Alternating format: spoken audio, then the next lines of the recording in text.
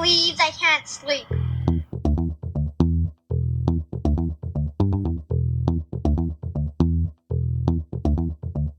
It's time to listen to Courtney at last on the Ramblings of an Insomniac podcast.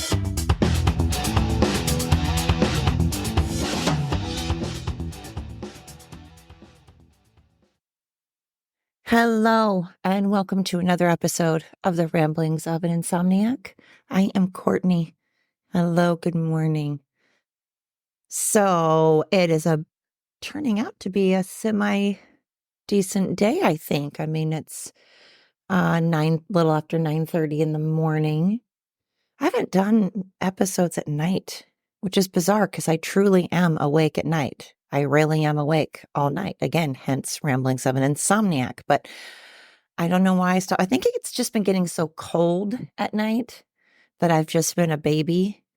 But I really need to start recording at night because the frogs and the crickets and stuff have been awesome. And then there's been some coyotes going crazy, and, just all of the different sounds of the night are just pretty awesome. Right now, my cats are eating in the background, so that's obnoxious.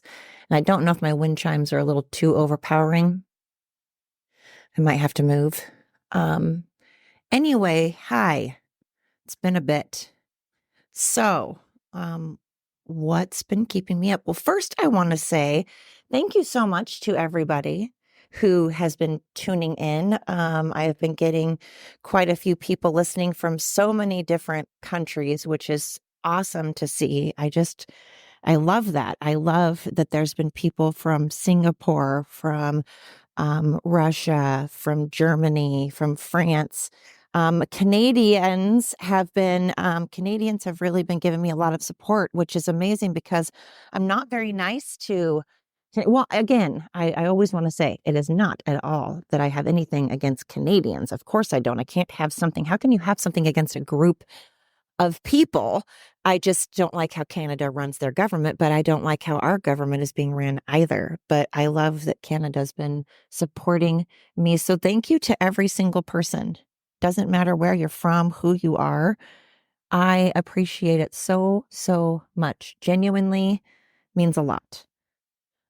So hello, and shout out to my friends Allison, Paige, and Lane.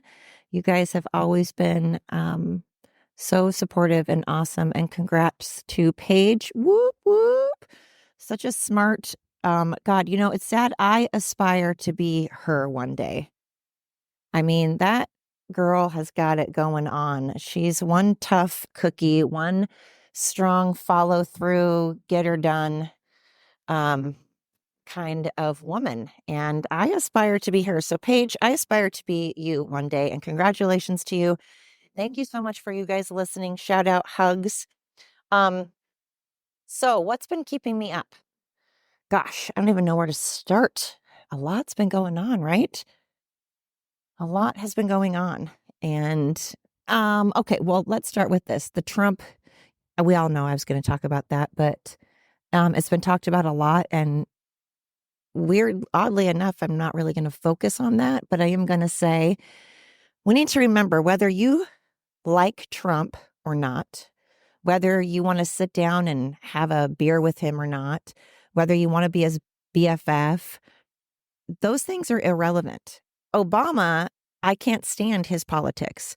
I think he is an evil, terrible guy. But back in the day, I probably would have sat down and had a beer with him because, let's face it, whether you like Obama or not, the man knows how to give a speech. His voice, there's something about his voice that just pulls you in, draws you in. He knows how to command a room. And he gives some good speeches. Of course, he doesn't follow through on them, and he's, I don't like him as a human, but back in the day, I'd probably sit down and talk to him and hang out with him. And, and same with George W. Bush, Jr. I wasn't a huge fan of his either. However, I probably would have sat down. I know he doesn't drink. He's an alcoholic, but, I would have sat down and just shot the shit with him. But I didn't like his politics, So my point is, whether you like Trump as a person that you want to hang out with or not, that is irrelevant to how someone runs a country. And I get tired, just like when people wanted to vote for Hillary just because she was a woman. Well, I'm a woman, and I'm here to tell you, I don't want a woman president just because they're a woman. I want someone that's actually qualified, someone that can actually fulfill the duties that are required to be a president. I want someone, and women are going to probably hate me for saying this. I'm going to probably get a lot of shit for this, but I don't know for sure. I mean, it depends on the woman, obviously, but I hate to say this, but women, I don't know if we should be in charge of that little red button. I mean, damn, if we're having a mood, this is just science. I'm a woman and people can't get offended. This does happen. We get hormonal. It's not our fault. Really, we get hormonal though. Let's face it, we get emotional. Our emotions change, especially around certain times of the month, especially when we're going through menopause. All kinds of things make us moody and emotional. And I don't think we should be in charge of a button that can cause mass destruction because we had a bad day, you know? Now, men can be the same. Obviously, there are moody, irrational men that have tempers. And maybe they shouldn't be in charge. We really shouldn't have a red button. I mean, ideally, we need to be able to defend ourselves. I'm not against guns and defending ourselves at all. But I mean, nuclear weapons, that's kind of a whole, that's a game changer. But of course, every woman is different. And there are many women, I'm sure, that are very fit, that could be great presidents. But I didn't want Hillary to win because she was a woman. A lot of people were voting for her because she's a woman. And I'm like, okay, but what else you got? Great. Yes. Although she doesn't really look very feminine. She's a very handsome woman.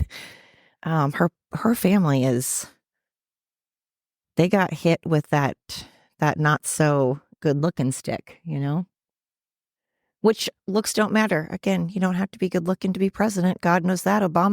I hate to say it, but Obama's a handsome fella. Even with those big old ears, he's a good looking man. But not fit to run the country. So I don't want someone to win because they're cool and because you could sit and have a beer with them or because they're a woman. But I also don't want someone to lose because you don't like the person. Like a lot of people don't want to vote for Trump because they just think that he's a jackass. Well, great. But is he a jackass that knows how to get the economy on track, to close the borders? Because if so, I don't give a shit if you want to sit down and talk to him and be best friends. Like, it doesn't matter. Qualifications. I mean, we tend to hire people in general, it seems like these days. You don't really need a degree for anything anymore. You don't really need, that can be good and bad. I get it. Sometimes there are jobs that I wasn't qualified for and I got hired and I ended up being awesome. And then the reverses happened. There were jobs that I was qualified for and I swear those jobs I did not so great. They didn't pan out as well. So that's odd. But anyway, these convictions are ridiculous. They're going to get appealed. And I love that it's backfiring. I love that it is. Oh, I was going to say, what was my point to that? My point to all that rambling is, remember, whether you like Trump or not, this can happen to you. If this can happen to Trump, if our judicial system is going to fail us, if our court system is going to be corrupt, if our judges are going to be corrupt, remember, you could be in court, or a family member of yours, a friend of yours could be in court and have those same corrupt judges, and they could be deciding your fate. What if the shoe was on the other foot and you had every single aspect of your life just probed? I mean, every branch of the government deep diving into every bit of your business and your family's business. And all they could come up with Trump. I mean, Trump must be one squeaky ass clean dude. Seriously. If all they could come up with after all of that intense digging thoroughly through his entire life and his family's life and his friend's life and just anybody that's ever said boo to him. And all they could come up with were some bullshit. They haven't even said what he's convicted of. And if they could come up with some bullshit crap and then tell the jury, the judge can tell the jury that something like only 4 people needed to agree that he was guilty of something, and it didn't even matter. They didn't even have to agree what he was guilty on or guilty of. I mean, what kind of insanity is that?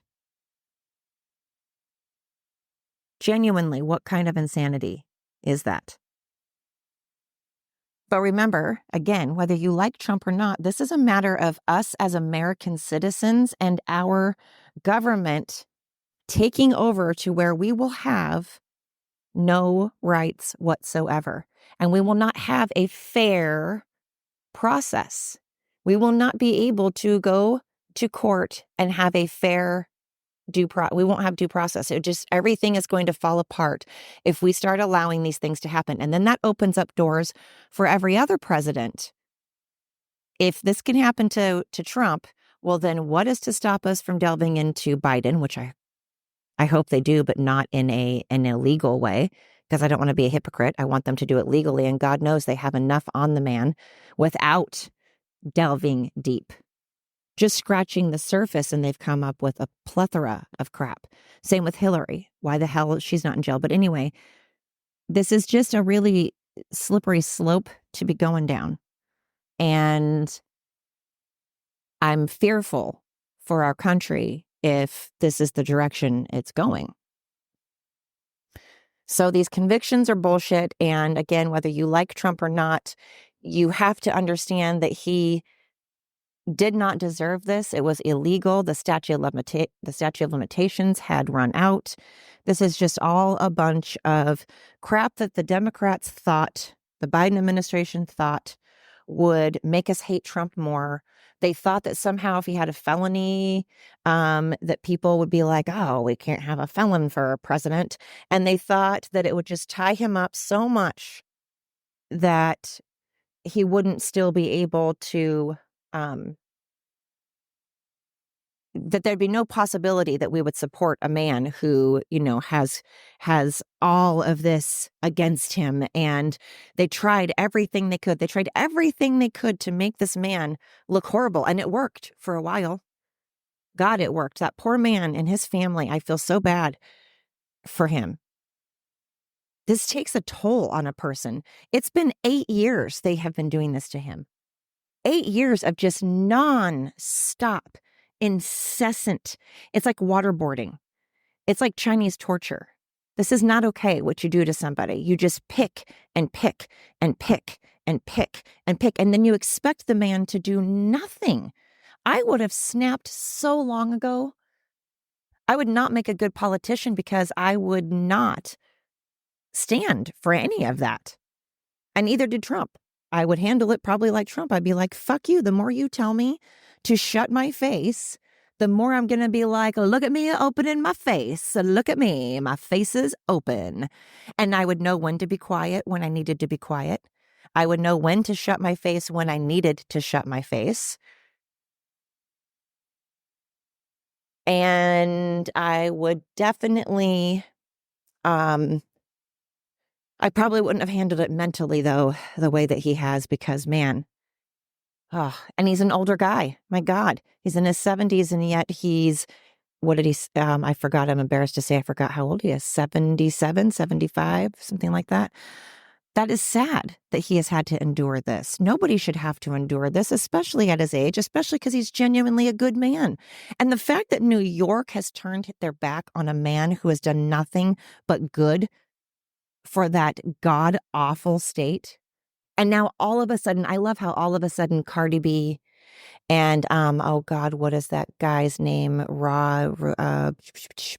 Tall, skinny guy that, Rappaport, and, these people are all of a sudden, I mean, good for them, like Snoop Dogg, I guess, and Lil Wayne. Lil Wayne actually seems like he's always been not necessarily a Trump supporter, but he's had nothing against him. But I love how Cardi B suddenly is like, oh my God, things affect me now. And since things affect me now, it's awful and we need to change. And you know what Democrats are going to do? They're going to start turning things around to where they're going to act like they're going to start saying the same things we did and act like it's the first time it's ever been said. And then they're going to act like they came up with these genius ideas that we've been saying this entire time, that they've been calling us racist and bigot and all of that, which again, by the way, which also reminds me, it cracks me up that Trump goes to that MMA fight. And, oh God, what's his name? Starts with an S. Anyways, the martial arts guy, all this Sean Strickland, is that his name? Came down and, supported Trump and everything. And then what does the media and what do people do? So everybody in Jersey is like, Trump, Trump, Trump, and loving on Trump, thinking it's great, showing the love, showing the support. And Sean Strickland comes down and also shows the love and support. And some stupid media guy, what does he take away from all of it? What is the media guy?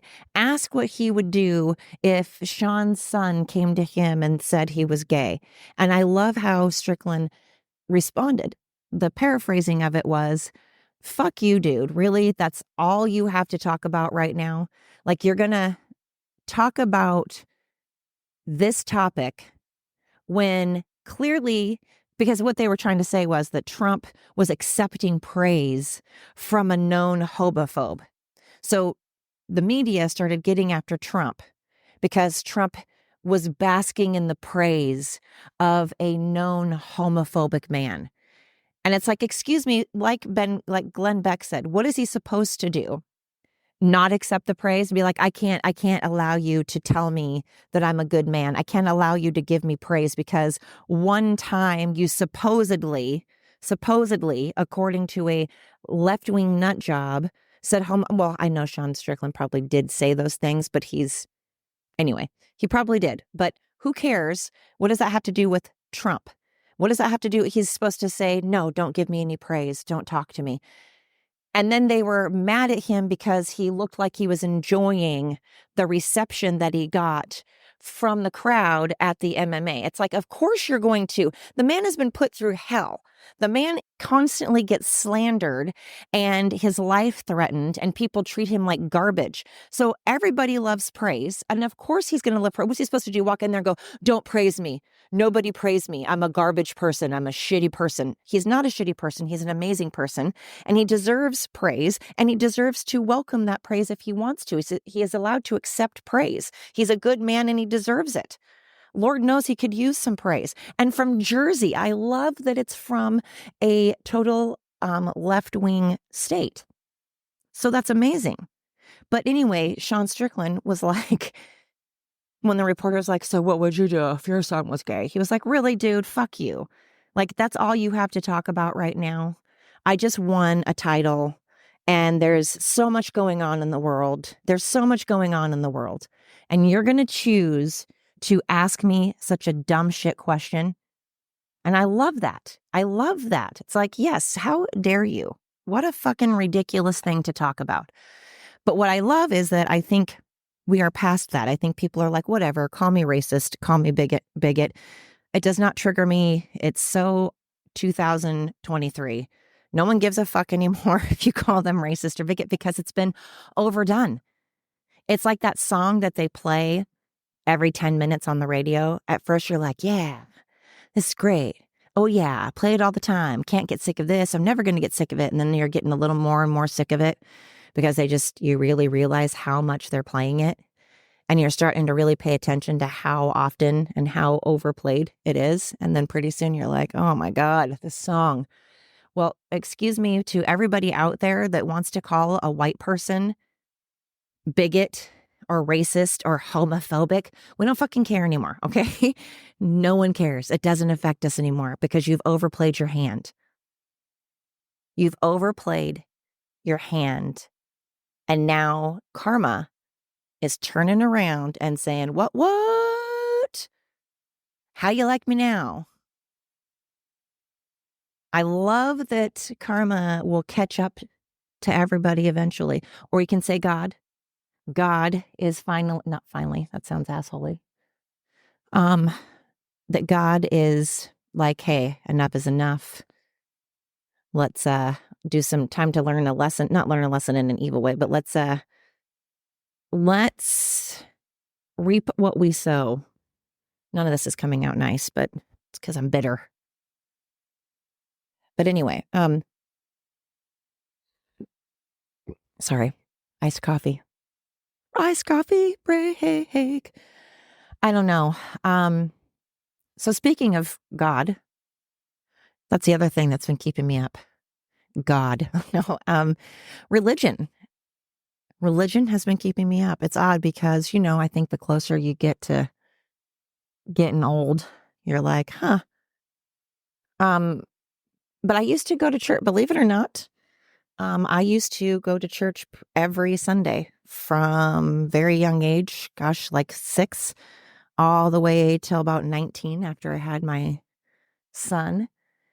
And I even went to church camps. I was at all different types of churches. I was sort of a latchkey kid. I mean, we all were in the 80s, but I was so more than most in a different way. But and so my neighbors kind of all basically took me in, and I just went to church wherever they went to church. So I went to Mormon churches. I've been to Christian churches. I've been to I went to a Jehovah's Witness one time. I went to a Lutheran, all different types of churches. The Assembly of God churches were the ones that scared the crap out of me, the whole talking in tongue and repenting. And I don't like that. I'm not into the whole scare tactic thing. It's overwhelming. It just makes me want to have sex in a church or do drugs in a church because I'm that guy. I'm the one that's like, don't tell me in a shitty way. Like, if you don't want me to do something, I will respect you. I'm a respectful person. And you can tell me that maybe it's not a good idea for me to do something, and I will listen and I will respect you. Or maybe I won't listen, but I'll still respect you. But don't yell and scream in my face, repent, or else kind of thing. And then I'm like, I'm going to drink a shot right here, which is stupid and immature and childish. And I'm sure God's like, fuck you. I didn't do anything to you. Why are you, why are you disrespecting my house? But I also don't believe in going to a building. If you're going to be religious, I understand the idea of going into a building because there's community and, it's a social gathering and you can see people and hug people and shake hands and have coffee and talk and share that experience together. But again, I don't like to be confined and don't contain me. That's why I also get tired of living in one place more than 2 or 3 years. I just start feeling claustrophobic and I feel like the walls are caving in no matter how much of an expansive place. I appreciate the world so much. And I love nature and earth so much that I want to see it all. So I don't want to, it's not that I am bored with a place because I don't respect it anymore or because I think it's ugly or something. It's just I'm like, okay, that was so beautiful. Now I want to see more. But anyways, I kind of feel like church is the same thing. I think that church is all around you. Will on Duck Dynasty had said it. I liked how he said this. He was like, I feel like if you go to church, then you think that when you leave church, you basically are no under any obligation to continue to be kind or Christianly, and that it's your one time you also think you can go to church and then that suddenly makes you better, which that's not how he said it. Of course, that's not how he said it. But I kind of feel the same way. And I don't know that I'm correct, but I thought there was something in the Bible about basically not making a place to worship. I'm not saying that people that go to church are bad, because obviously you're not at all. I'm just saying I used to love going to church for all the same reasons that everybody else did. I was by myself all the time and I got used to being by myself and I liked it most of the time. But that one day a week, it was kind of nice to be around other adults that I felt safe with. I felt safe and protected. And man, I would love to go to a church where they are just singing the gospel, like a sister act kind of thing. God, I would attend that church every damn day, every dang day. Man, I would love that. I need to go to a Baptist church in the South And if people take that as stereotypical or racist, then whatever. Stereotypes come out for a reason because they're mostly true. Are there a lot of Black Baptist churches in the South? Yes, there are. But anyway, I genuinely once in a while miss going to church, and I think maybe I'll start going to church again. And I'm like, okay, but there's a flaw in that. I don't really believe in a God. I love the idea of believing in something that makes you want to be a better person, that holds you accountable for your actions. I love the idea of being held accountable and having boundaries and being selfless, focusing on others, putting others first. But I think you can do that just as a person and not have to worship something for it. But at the same time, again, I am not knocking people that are religious at all, because I can also see why people believe in God. I mean, I don't know. If there is a God, he's probably going to be really annoyed with me. I mean, I'm going to be in trouble and I'll have to be held accountable, and I will understand that and I will accept that because it was my choice. But I want to hold myself accountable. I want to be a good person regardless. And I want to be grateful and have boundaries and rules regardless of if I believe in God or not. But it's weird because I always go back and forth because I love Christian music. I listen to it a lot. I like it. It's calming. When I would go to church, God, Mormons, by the way, so flippin' nice. Swear to God, I haven't met a Mormon I didn't like. In Astoria, there's actually surprisingly a lot of Mormons there. And I don't know. I swear there's something about a Mormon. So shout out to the Mormons out there. Y'all are pretty cool. Anyway, and I have gone to a lot of different types of churches. And like I said, I can't stand the ones that are repent, and they're talking in tongue and all of that. But if you do that, I'm not knocking it. You do you, Scotty P. You do what makes you happy, as long as it's healthy and not hurting yourself or others, then you do it. I, however, just thought that was kind of creepy.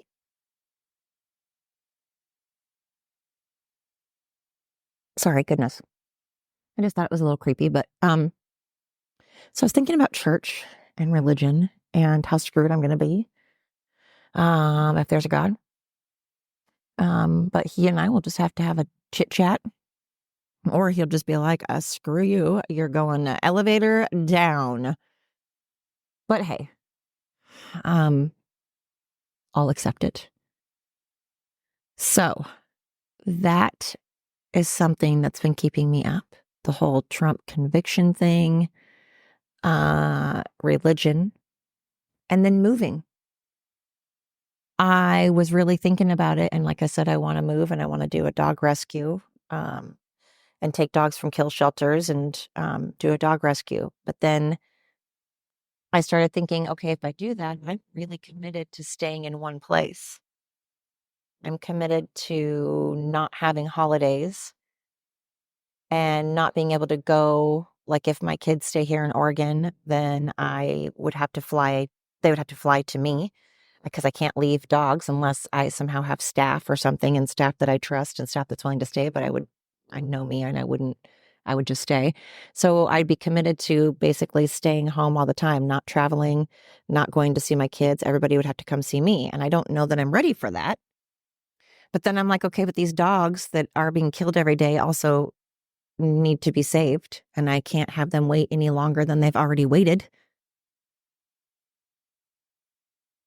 And moving in general has been stressing me out, not because of anything other than I don't want to be away from my sons and my grandson. And I don't want them to have to move, because that would mean that now their grandpa is away from them, and their grandpa on their other grandparents on their other side is away from them, and that they're away from their family, And that's not a decision that they need to right now. They've got things going well, and they don't need to uproot the kids. They're all settled and doing well and all of that. But at the same time, I'm like, God, I have been in Oregon the majority of my life. I lived in Washington for 11 years, and Oregon the rest. And I just, it's time to move. Politically, Oregon, like I've talked about before, politically, Oregon is just crazy, but it's such a beautiful state. It's absolutely gorgeous. I don't have to worry about flipping tornadoes and gigantic bugs and humidity and hurricanes and sinkholes. I mean, I guess there could be sinkholes anywhere. I mean, I'm sure there's sinkholes here in Oregon too, but, um, I don't have to worry about a lot of stuff that other states have. We don't have a gigantic amount of snow here. The weather's pretty great. So it's like, man, it's probably best for me to stay. But then I'm like, God, I'm just settling again. And I'm just staying because it's best for me in the sense that my family is here. But I am to the point in my life where I'm like, do I keep doing things to make things for my family, or do I do things for myself? I mean, where do you draw the line? Family is family. Family comes first. I don't want to be away from my sons and my grandson and my grandkids. I do not want to be away from them. That will kill me. But I think it's also going to kill me if I stay here. So it has been really stressing me out. I don't want to move just because of political. I just want to move because there's a lot of things that have happened in my life. I'm not running from a problem at all. I just know that we'll get a lot more value and we can get a lot more land and a lot more stuff that we need in another state. And I kind of want a clean slate. I just want to sort of start fresh. I understand that I still will have the emotional baggage and I still need counseling and I still need to communicate and all of that. I'm not trying to run from a problem. I just want to kind of have a fresh start, clean slate. And I've been itching to get out for so long. I just feel suffocated here. So it's stressing me out because if they want to move and they're like, don't feel like obligated or anything, then that would be ideal, of course. But then again, that means family on the other side, on, my son's dad and uncle and cousins and my grandson's grandpa and uncle and cousins and all of that. He'd be away from them and they'd be away from him, and that's not cool either. So, and then same with his girlfriend's family. They would all be away from her kids and stuff too. So, I just stressing me out. I mean, right now I just heard a horse. I don't know if you can hear him, but he's all, hey, pretty babies.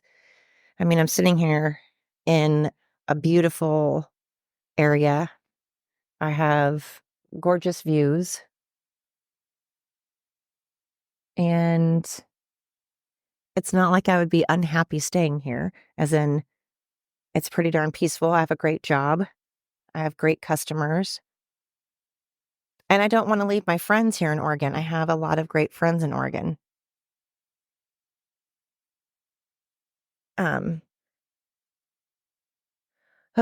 don't know. It's freaking me out, and I don't want to put the cart before the horse because, right this moment, we're not in a position where we can sell. And that's the other thing. The market, because the red states are starting to become so popular, what's cheap now is probably not going to be cheap next year. And that's about when I would be moving, is next year. And I don't think things are going to be cheap. I think things are going to go up because everybody's moving to the red state. And I think my property is going to go down because I'm in a blue state, and blue states are shit right now and everybody's moving out of them. And the only one that's moving into Oregon are Californians, which are great. That's good for me. But I don't know what that means in a year. I don't know that my house is going to be worth shit in a year. And I think we're going to have to pay a lot more next year for other places. So I don't know. But again, I can't worry about this for about a year anyway. So I sort of need to put it on the back burner, but I'm a planner. This is something you have to plan for. You can't really just suddenly do it. I'm type A. I need to know. But, I have a tattoo that says let go, and not let it go, not frozen, not let it go. Got it many moons ago. God, like 25 years ago. And it was so that I would learn to control what I need to control what I can, let go of what I can't.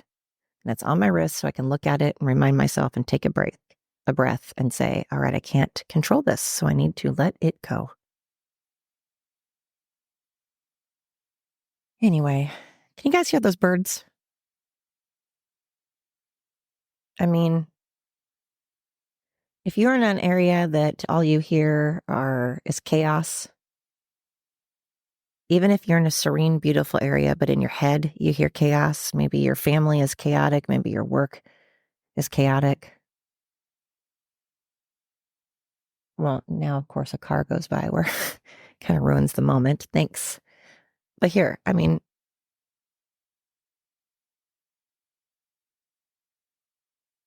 that car just keeps killing the vibe, man. Dang. There's a woodpecker in the background, a bunch of birds. There's been some bees. There's been a horse in the background. Sometimes you just got to take that breath and listen to the beating of your heart for a bit. And remember that that heart is still going, which means you're still going.